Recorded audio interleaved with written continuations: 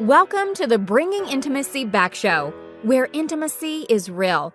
On this show, we believe that intimately connecting with yourself, your significant other, children, family, friends, business networks, community, and your higher power can elevate your life to work towards a positive future.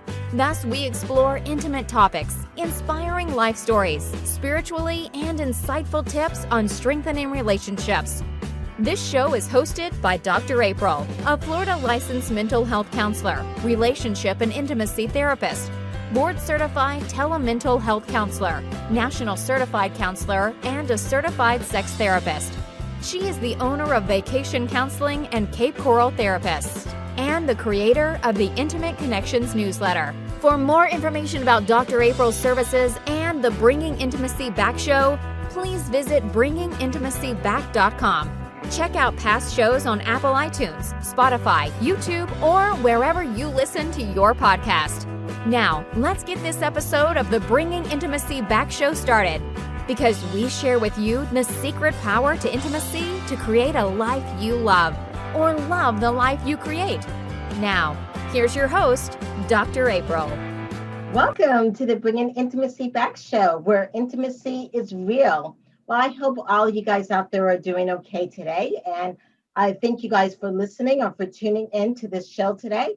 Well, today I'm going to talk with a therapist that I have seen develop and grow and created something very, very special. And it's also a great topic that we should be kind of talking about today.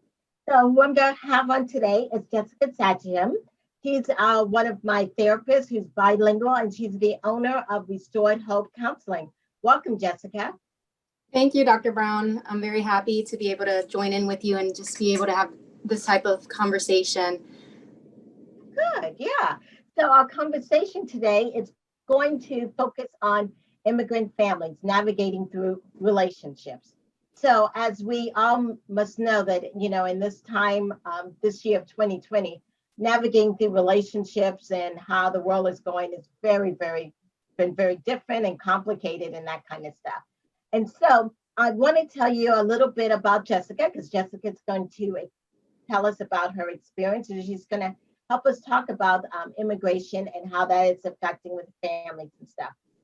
But Jessica, she's coming to, I met Jessica back, and I think how long was it ago, Jessica? It was back in, I believe it was 2014. Yeah, 2014. Yes. And so Jessica has a passion, of course, for counseling. She actually came back from what was it, a law degree that you were thinking of doing? Am I correct? Correct. Yes. Yes. And then she found this passion in counseling, and she has her master's actually from the great University of Central Florida. And through working with her, she's created a wonderful service in a program in helping counselors and people go through immigration counseling. So welcome, Jessica. Thank you. Yes. So first, I know this year has been a little kind of nuts. Mm-hmm. How have you been holding up yourself? So truthfully, I believe it's been difficult for all of us, despite the fact that maybe us as therapists have been trained to utilize certain tools to help us navigate through difficult relationships. But as I always tell my own clients, that we're the best at giving advice in areas that we can struggle with sometimes. So for me, it was very difficult, especially in the beginning, to learn to just stop, because it gets to a point, especially when you have a profession like ours, to just be on the go. So learning to be mindful and be present was something that definitely I had to learn, and just be able to appreciate the small things in life and appreciate time with family and that quality time, just being able to be together. Yeah, definitely. I think it's helped us made us more grateful and all the, experiences in life and stuff. And I know today's topic is about immigration, which is a serious topic. And so I'm curious, can you explain to the audience even your own experience? And I believe you're second generation? Correct. I am second generation. Yes. Yes. Can you, because I said thinking about immigration and stuff in the times that we in, can you explain from your background the experiences you've had, and even how that even helped you become a counselor? So for me specifically, I always knew that I wanted to be able to help others. And when initially I was going into law, I wanted to do family law, thinking that that was the way that I would get that fulfillment.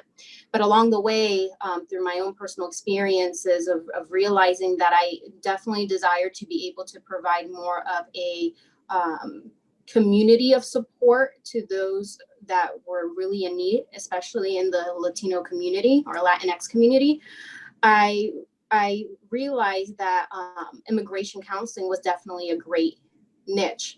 And I remember us actually having this conversation a few years back where you had mentioned to me, I had no clue what immigration counseling was, and you had suggested maybe it's something I look into because there was such a great need. And that's always been something that I've always been passionate about. It's just filling in those gaps.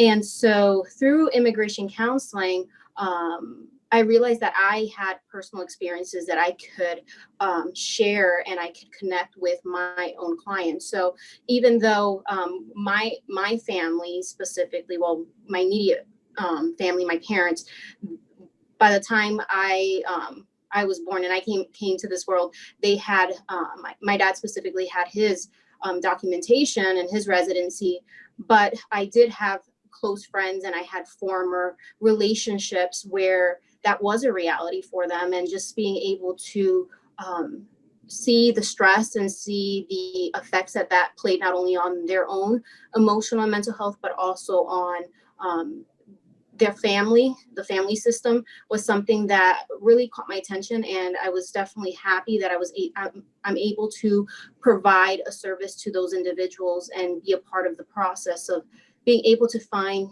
and feel some sort of hope after navigating through this uncertainty for so many years.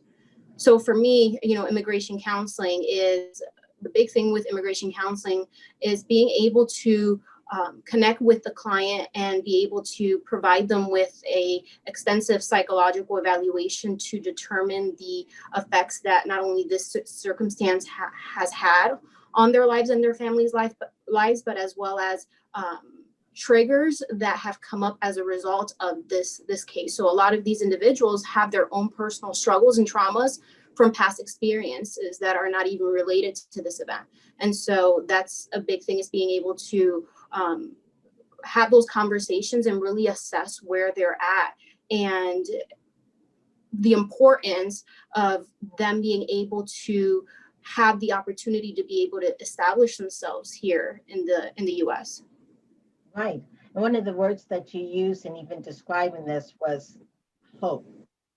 Yes. Yeah. And I know that your practice is called Restoring Hope. Yes. Correct. Yes. Yes. Is that what you feel like your purpose is, or what does those words mean to you? So for me personally, I am what's gotten me through personally in my own personal struggles has been my faith. And so through my faith, I've always held on to this one specific verse that says, "For I know the plans I have for you," says, "Lord plans to prosper you, not to harm you, plans to give you a hope and a future."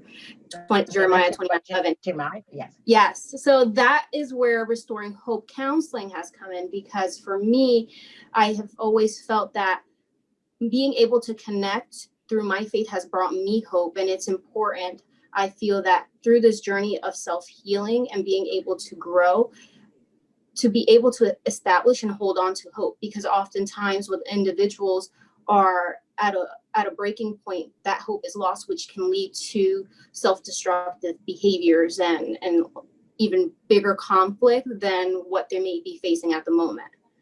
Right, definitely. And I think in 2020, through a lot of things that are happening, people are losing hope. You know what I'm saying? Oh, yes. The virus and all the political stuff. And then I'm thinking, if you're an immigrant, that's even harder for you. Yes. Yeah, the fears. The fears are a lot more exasperated as a result of just the uncertainty. So there's always been an unknown, and now they're having to confront the reality. And the most difficult aspect of it is the effects that it's not only having on the individual that may be undocumented, but as well as the families and the children specifically that are having to go through the uncertainty as well, and just wondering if tomorrow their parent is going to come home or not.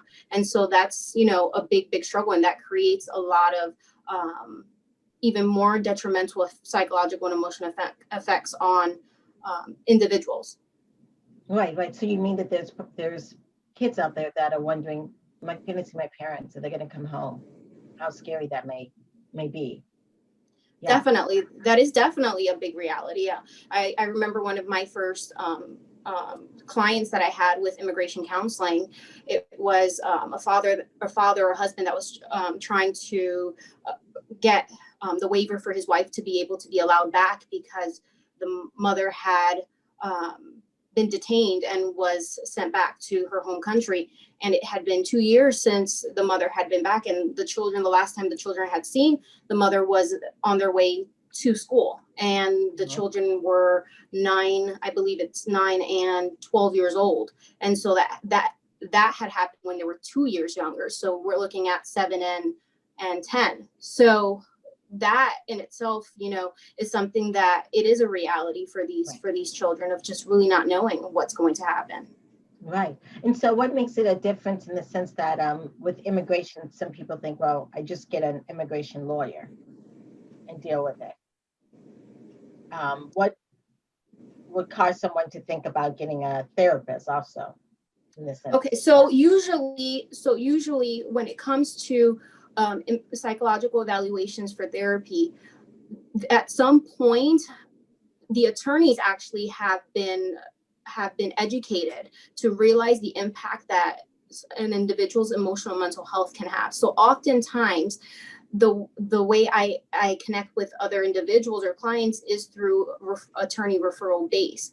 And so the attorney will realize that there's something in their background that has been traumatic, or they are experiencing some severe emotional distress at the moment, and they recommend a psychological evaluation to be able to provide further support towards their case. And so what I tell individuals when they call in is that this is an opportunity for them to be able to not just be another case number before the court, but an opportunity to have a voice and be able to express themselves and really share their story. Wow. Okay. So it provides a way for an individual, like you said, just not to be a number, to tell their story, and how the part of maybe being deported and stuff, how that truly affects the whole family, which is phenomenal of what you're doing and how of helping the community in that aspect. So we're going to take a short break now, but when we come back, I really want to get into the meat and bones of this, how it really affects family, and if people out there listening, how they can get to know about what you do. So we're going to take a short break, and when we come back, we'll talk more about immigration families navigating it through relationships. Are you wanting to feel empowered, loved, secured, respected, and inspired in these uncertain times? If so, Dr. April, a licensed mental health counselor and a relationship and sex therapist who specializes in intimacy, can help you. Whether you are in need of insight and skills to work through a struggling relationship through couples counseling, or to understand your anxiety or depression in individual counseling, or to figure out your life goals in coaching, Dr. April's compassion and expertise can assist you in these areas. Also, she provides services for emotional support, animal documentation, supervision, and workshops. In addition, Dr. April has a group practice called Cape Coral Therapist. Cape Coral Therapist has an awesome team of male and female mental health therapists, all specialized in various areas including mental health, Christian counseling, trauma, addiction, immigration, and sports counseling, and are ready to serve you. The Cape Coral Therapist team, which is rated 5-star on Google Reviews, is known as the Dream Team because of their energy and passion for therapy and determination to provide you with effective and solution-focused counseling for you and your family in a safe and confidential environment. For more information on how you can schedule an appointment in person or virtually with Dr. April or any of the therapists at Cape Coral Therapist, please call 239-565-6921. And you are welcome to visit Dr. April's website, www.draprilbrown.com and www.capecoraltherapist.com. You can follow Dr. April on LinkedIn at Dr. April Brown. You can follow Cape Coral Therapist on Facebook at Cape Coral Therapy. Just remember, Dr. April and her team of therapists and resources can help you strengthen your intimate connections with yourself, your loved ones, your community, and your higher power.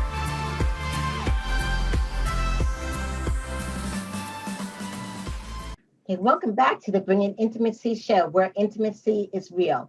And today we're talking about immigrant families and navigating through those relationships with Jessica. And she's one of our bilingual counselors, and she is the owner of Restored Hope Counseling. And so, Jessica, what are some of the social factors in dealing with individuals with that are dealing with the immigration and how it affects family? So when we look at social factors of immigrant families, there are a lot of different components that play a role, and depending on which family member we may be referring to. But summarizing, the biggest factors that I've come across has been, number one, there's definitely a financial struggle, because typically due to lack of legal documentation, it's very difficult, and it has become even more difficult to be able to find employment and to find jobs. So there's usually either one parent in the household that's working, or the adult children or teen children that are having to support and maintain the family, which can create other difficulties and obstacles, especially if the children are trying to finish up their high school education. And so that is where a lot of the increase in dropout rates also occur. And that creates a lot of stress and anxiety and depression in children of immigrant families. Additionally, the legal process, it's very expensive and it's very costly. And that's another stressor that they have to take on, and they have no choice, or they find themselves feeling like they have no other choice but to be able to find the financial means to be able to pay for these services. A big thing that I also see, it's a generational acculturation gap. And so what that is that you're dealing with traditional families that going back into having to support families. So you have the traditional view of the children take care of their parents, but yet at the same time, you have children that also have recognized that there's a world of opportunity here in Western culture, and find themselves feeling a lot of guilt and a lot of shame because they want to be able to branch out and follow their own dreams, but they feel that there is a commitment to their family. So those social or those traditional cultural values are still there of loyal family ties. So that is a big thing, is that guilt and shame is a big component. Then you find yourself having a lot of parentified children. So children that feel the need to have to become the caretakers of their household, or have no option, especially if their parental figure does not know the English language and need translation services. So we have children that are translating or being served as translators at the age of 9. So that's, also another social factor. It's having to deal with a society and a culture that they have to meet their needs, but at the same time, there's a difficulty in bridging that gap for certain services. And so the children become their tool to be able to help them navigate through these obstacles or these factors.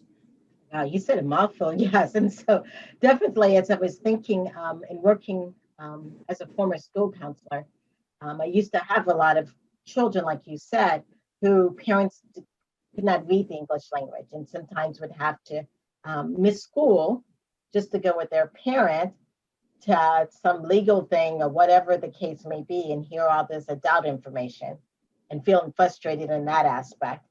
And then also, like you said, also with the transition of, like, maybe sometimes I want to do this with my family or with my friends, but I'm supposed to be home taking care of my parents, and how to just navigate all that, because that's just sometimes, and especially if you feel like you're the only Hispanic person going through that, or Creole person, or whatever the case may be. Yeah, so it's a lot of loneliness in that. Yeah, a And lot of especially- isolation. Yeah, and especially in 2020, where sometimes you're not even able to go to school because you're all um, inside. Does that make sense? Yeah, so and that brings up another factor is the pandemic also takes away for many individuals or children that opportunity to just be a young person, and not being able to have that because they're feeling stuck in their own home because of the pandemic is also a great challenge. Mm-hmm. Is there any, because some people may be listening saying, well, the child isn't able to be a child, that's fine. You know, you just grow up. Yeah. Is there any side effects of that? Definitely. That's where we start coming across a lot of individuals that find themselves escaping through other means. So a lot of substances, which is something that we see that's a big prominent thing in our society today. A lot of adolescents that I work with that are using unhealthy coping mechanisms to escape their problems. And so the problems are real and they're still there, and we can tell others or individuals to get over it or just move on, but it is important to confront these issues, because at some point they're going to come back. There's a lot of anxiety and there's a lot of mental health distress, and then you add on the fact that a lot of the minority groups are not really familiarized or aware of or educated with psychological or mental health factors. That creates even more distress because they don't know why these symptoms are happening or where they're coming from, and that creates a lot of guilt and a lot of shame. So there is definitely a lot of shaming, and it can also create very unhealthy relationships for these children growing up. So codependent relationships is a big one, and then it can also create what recently I was reading on toxic stress, which is another form of maybe not as intense as PTSD, but it produces very similar effects where the individual has developed this fight or flight response and is in constant survival mode, just waiting for the other foot to drop. So it's a very unhealthy lifestyle and not a very peaceful one either. Right. How do you combat the issue though? Because I know you're second generation, but in some first generation and just in some cultures, going to therapy is like, you just don't do. You don't tell people your problems. Yeah. This is, I struggled my ass to get over here. You know what I'm saying? Yeah. Yeah. And so you just keep struggle. And I don't see what's the point of having therapy or maybe if you just pray enough. I mean, how do you combat all that? It's been definitely in my experience, it's been definitely a big struggle. And so especially with the Latinx community or even the minority group, that community, I feel like it's very important to take a different approach than what we would normally take with individuals that are accustomed to the concept of therapy and mental health.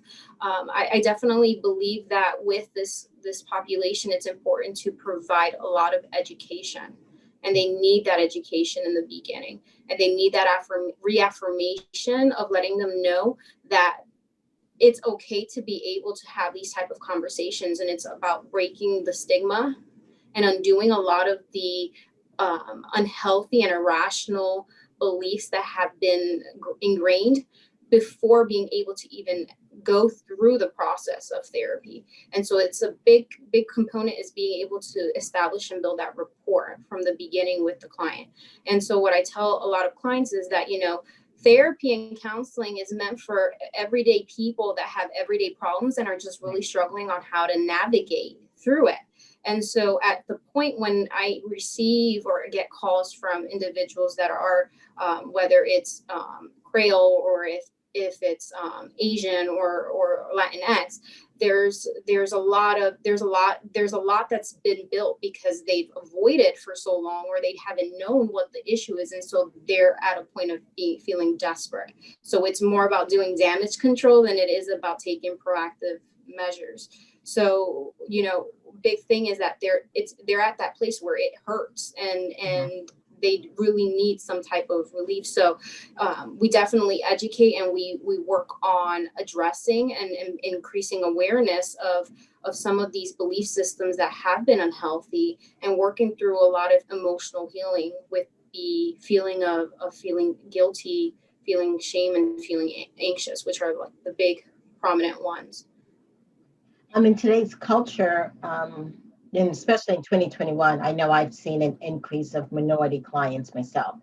And I think it's because maybe pop culture and maybe the movement has helped made mental health easy to access, but also not such a big stigma. I'm wondering, in the Latinx community, do you feel like the stigma has gone down a little through all these movements of this year? So it's very difficult to tell. I definitely feel like there has been a increase of awareness within the Latinx community.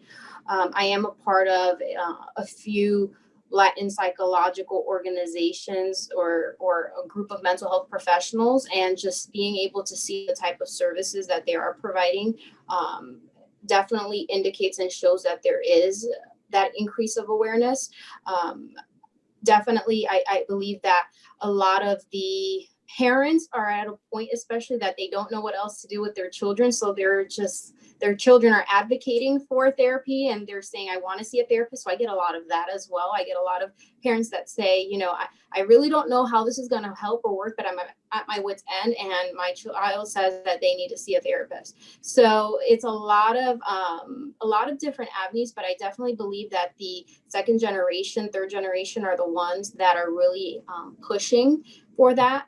And making our community aware and known, as well as mental health professionals. We have an increase of mental health professionals that are of minority descent that are also really advocating and pushing for that education and that awareness. Okay. All right. Well, I do have one question from a listener.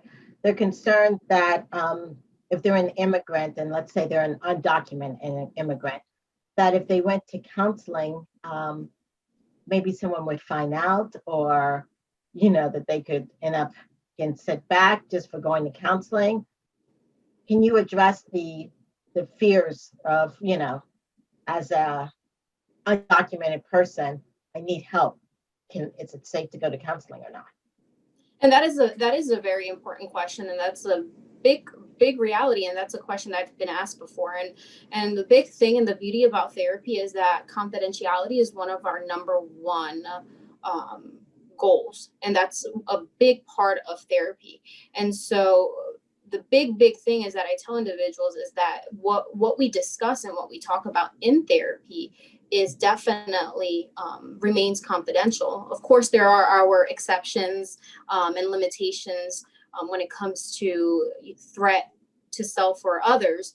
But outside of that, what we discuss is greatly protected. At least for me, that's one of the big reasons why I am not a big fan of working with insurance companies, is because I want to do my best to be able to protect my clients. And the moment that they feel that they come in through the door, they're feeling like this is a safe space and a safe environment to be able to talk about whatever it is that they need to discuss. Okay. And so I know that this topic today is also about navigating through relationships. And we were talking, about a person who is non-documented.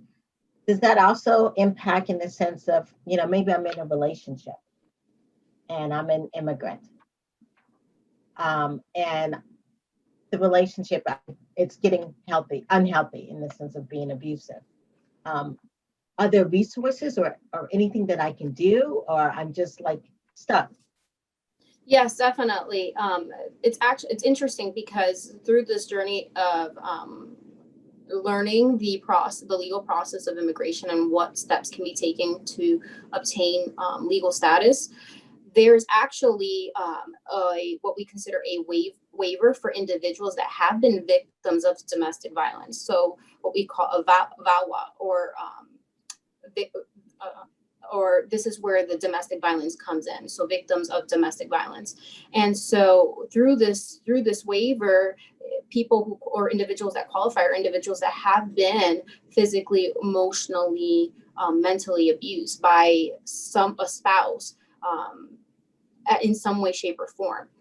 And so, big thing is recognizing that the support is there, just and recognizing that the abuse isn't okay. And there's also local women's shelters and abuse hotlines that we can all have access to, which they also support protection of everyone's rights. And a specific case that comes to mind is of a mom that actually qualified for it wasn't a VAWA, but it was what we call a U visa. So that was there was some type of crime against an individual in the family, and it happened to be her daughter, and it was out of sexual abuse, unfortunately. And so there was a fear there of fearing that she's not of legal status, and what's going to happen if I report what happened. And so despite that fear, she gathered the courage to do it, and she was actually protected. So the moment that the report was made, she was protected, and the process started for the residency. Okay. So what you're saying is there is protection out there for people who are living in really serious and maybe dangerous environments. It's just asking the right people. Yes, it's finding a niche that you can trust. And big thing that I've seen in different communities and cities is that there is a support group of resources for every area. And so it's a matter of just really doing your homework and doing your research and really connecting with those resources. So although there are stricter legislative acts out there, but there's still a big group that is willing, and they are willing to support immigrants and their families. Okay. And you just mentioned an important thing about trust. Yes, yes. Do you see that very hard for individuals who are immigrants? It's hard to trust and Definitely. trust the system. Or Definitely, yeah. But it gets to a point where they exhaust options and resources, and once again, it's one of those areas when it's like, I have nothing else, I don't know what else to do, and these are the resources that I have to turn to, and these are my last options. So usually when individuals are at that point, it's when they've exhausted all possibilities. And one thing that we're really trying, and I'm trying to get the message that I'm trying to get across, is that it doesn't have to get to that point, and there are opportunities, there are resources, there are organizations that are able to provide immigrant families with that support. okay, okay. And so, like you said, it doesn't have to get to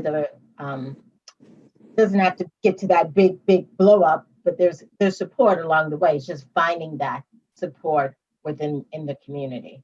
Yeah, so for example, Catholic Charities is a big one that Lutheran services provide tons of support. They even provide legal support. So for those individuals that are struggling with being able to hire an attorney, there are services that will provide low cost or free services through Catholic Charities or Lutheran services. I've had these organizations reach out to me and have offered to pay for psychological evaluation on behalf of individuals. I'm part of the organization Latinx Therapists, and through that organization or that group of mental health counselors, there's a lot of resources out there. There's a lot of services for low or free pro bono services for therapy, and for migrant workers. That's a big one that is being worked on, are migrant farmers and people that are being affected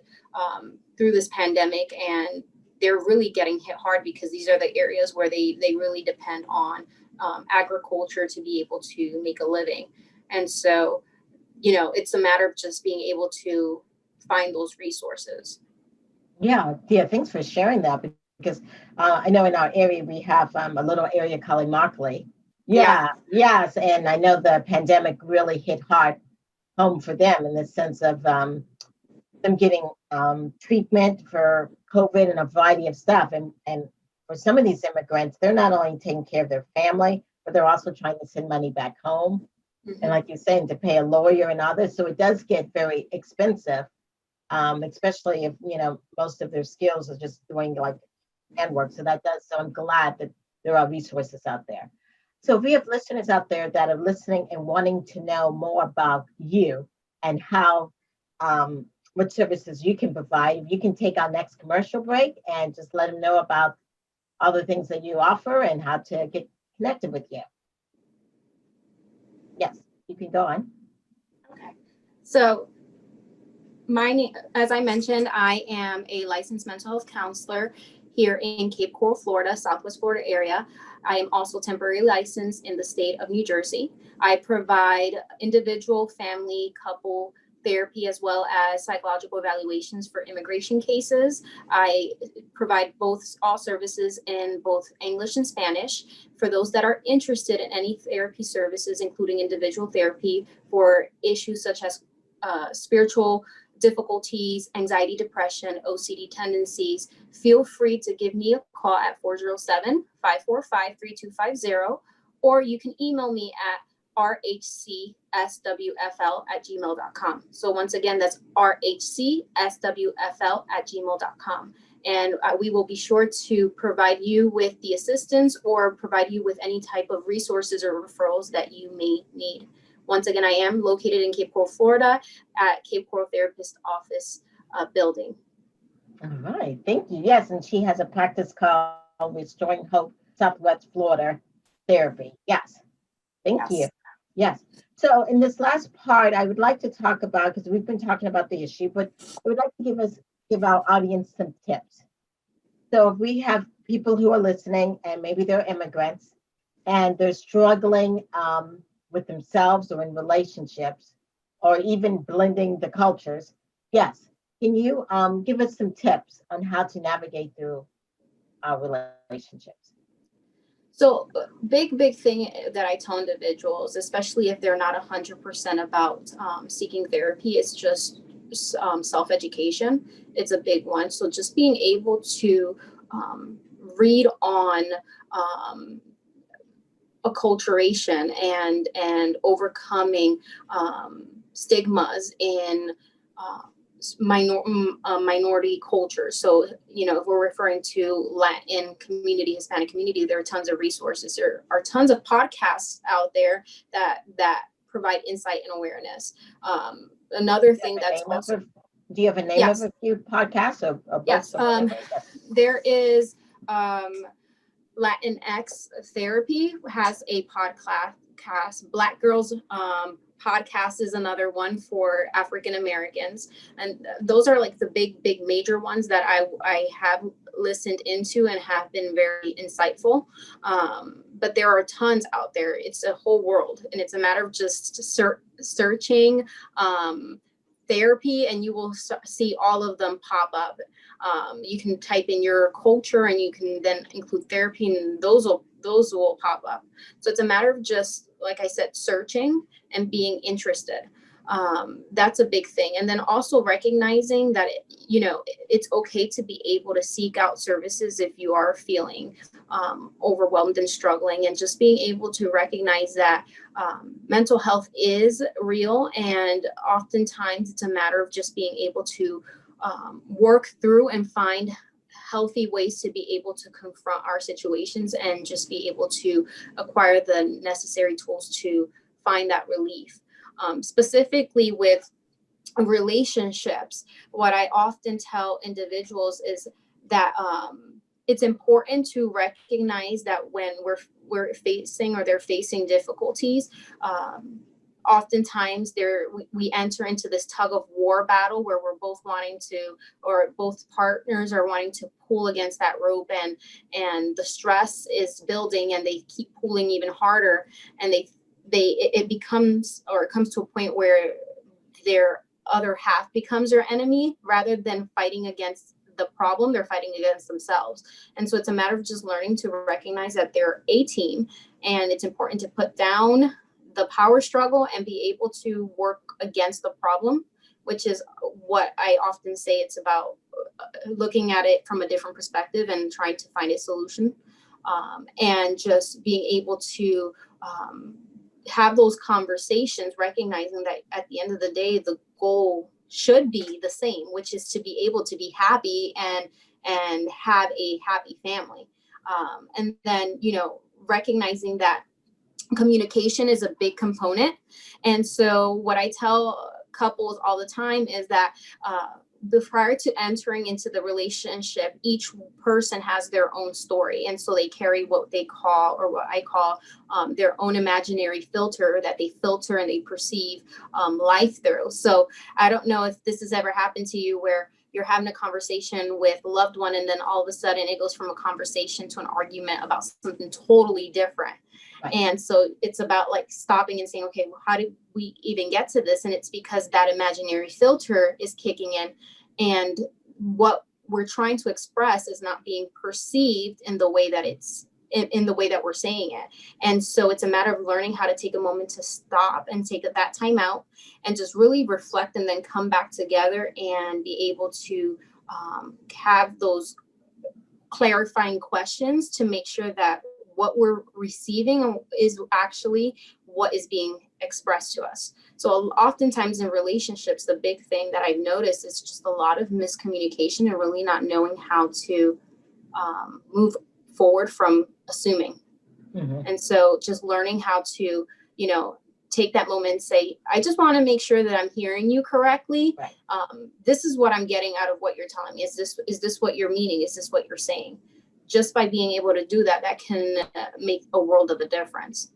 Yeah, definitely. And I was just thinking, and for individuals who have trust issues, and sometimes immigrants may have trust issues because it's the system that they may not trust or whatever. But just like you said, if you don't feel secure in your household, back to Maslow's hierarchy of needs, sometimes then that just impacts how you look at your relationship. And like you said, you put on this imaginary thing and you're like, oh my gosh, this person is really trying to get at me, but really maybe that's not the issue. And so it kind of goes back to your first thing about being informed and also kind of self-aware. Definitely. That's a big component, is just recognizing that there may be things that are being triggered because of our own past, especially when you look at traditional immigrant or families that come from traditional households. There's a lot of beliefs that are ingrained from a young age, and that can carry over to them. And big thing that I've noticed is a lot of internalization and a lot of self-blame, and feeling like it's my fault, and recognizing that your partner may not be expressing that to you, and may just be saying, I just am really needing some support, and I'm really needing help, and their intention is not to shame you. And so, usually that fight or flight response will come in, and they feel the need to have to become defensive. But it's not about being defensive, but it's about recognizing this is my baggage, this is my issue, and it's something that I need to own and recognize that I have the power to address it and work and react differently to it. Mm-hmm. Yeah, and I was also thinking, because we're talking about cultures, and especially for individuals who are second generation here, in relationships, you're sometimes torn between, I see this is how things are done in America, but this is how I see it in my family. Which way do I go? Who's right, who's wrong? Yeah. And as someone who's gone through that process, how do you navigate through all that? It's very difficult. Yet at the same time, it does take a lot of courage, and it takes a lot of self-reflection. And so when I mean self-reflection, I mean really tapping in and asking yourself, okay, what are my core values? What are those things in my life that are important to me that I cannot compromise? Because if I compromise them, I'm losing a part of myself. So for example, if for you being able to have a career is something that is very important to you, and you feel that that's something that you're completely passionate about, it's maybe something that an individual cannot compromise, and it's about creating and learning how to create those boundaries with loved ones, and that's difficult. But at the same time, recognizing that loved ones, if they are healthy relationships, it means that at some point they're going to respect it, and they're going to love you through that, despite their reaction of being upset. And we don't like for individuals or people that we love to be upset with us, but it's about also learning to be okay with those type of reactions. And so I think that that's a big thing, especially when we're talking about family loyalty, and that being a big factor in many immigrant families. It's that those family ties is really struggling with saying, okay, well, I don't want my family member, my parent, my spouse to be upset at me, but yet at the same time, it also is important to be able to find that line of compromise. So any healthy relationship requires that compromise, essentially. Right, right. And you made a very valid point, and I could just see it because I've heard it where sometimes, like you said, you may really want to um, love your career and work. Maybe you're a mother, and your culture, you were told more to be at home or to have everything done, the kids, the cooking, and all that. And it's hard to balance all that and not feel judged. Mm-hmm. You know what I'm saying? Yeah. And then what if some of your family members don't understand? Like your mom may not understand how you're going out. And so that's a lot. And that was something that I also struggled with. I remember when I went to grad school, I was in my younger 20s. And I remember I went to a predominantly traditional Hispanic church. And I remember some of the individuals or the members of the church asking me what I was doing in Orlando all alone. And to me, I found that question so strange, because I'm like, well, I'm here at school. And they're like, well, are you married? And I'm like, no. And then their next question is, well, how did your parents let you leave the home, not being married and being in your younger 20s? And Right. it was offensive, but at the same time, it was mind blowing, because the reality is that for some individuals, that's what they believe, and that's Right. their value. It's being able to leave the home, or have their children leave the home once they've been married off. And especially being a female, that's another obstacle on top of that, especially with Latinx, within the Latinx culture. So just being able to, be able to know and recognize what your values are, and have a strong foundation in who you are is very important. And that's difficult, especially when you're trying to pull apart what is values that are yours and things that were just instilled in you. So that's why I definitely always tell individuals that it's always, therapy is always helpful in helping you guide through those puzzle pieces that we're trying to piece together or put together. Yeah, definitely. And even what you're just saying, figuring out who you are. And especially in this time and age, it's a lot of what we see on social media of how people are portrayed. Sometimes we look at that and we think, is that who I am? Mm-hmm. Yeah, yeah. Yeah, that is definitely big. It's just, I think definitely social media has played a big role in self-comparison and comparing ourselves to other, and placing that pressure on us, but also recognizing that every person is their own unique individual, and what works for some individuals isn't going to work for other people, because essentially we've been created very differently, to think differently, to feel differently, to view things differently.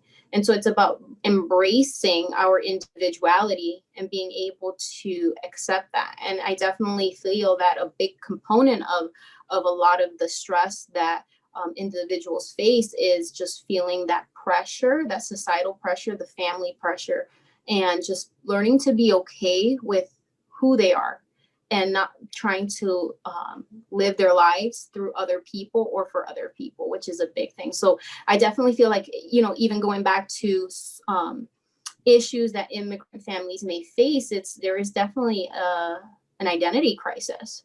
You know, that is a big component. When you think about the developmental stages to be able to reach autonomy, there's been stages that have not been filled, that have not been reached, developed. So the individual will constantly fall back because there are certain developmental stages that have not been achieved. Right, definitely. Well, thank you, Jessica, so much for all the information you've provided us about immigration, navigating through relationship, and kind of like you said, just learning how to be aware of ourselves and figuring that out. And she's a great resource. If any of you guys are listening and you're like, well, I think I really want to get to know her, or I really want to talk with her and see how she can help me, you can reach her at area code 407-545-3250. She also has a wonderful website. Restoring Hope is her name of her company, and the website is www.restoringhope.swfltherapy.org. Also, her email, if you want to email her, is rhcswfl@gmail.com. Of course, she's on Instagram, guys, and she posts a lot of great self-development, positive things. Please follow her. And that's on Cape Coral Therapist _RHS. And of course, Facebook, which is Restoring Hope Counseling LLC.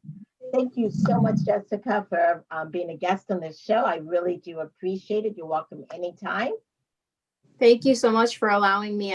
I definitely enjoyed having this conversation and look forward to having more in the future. Okay, awesome.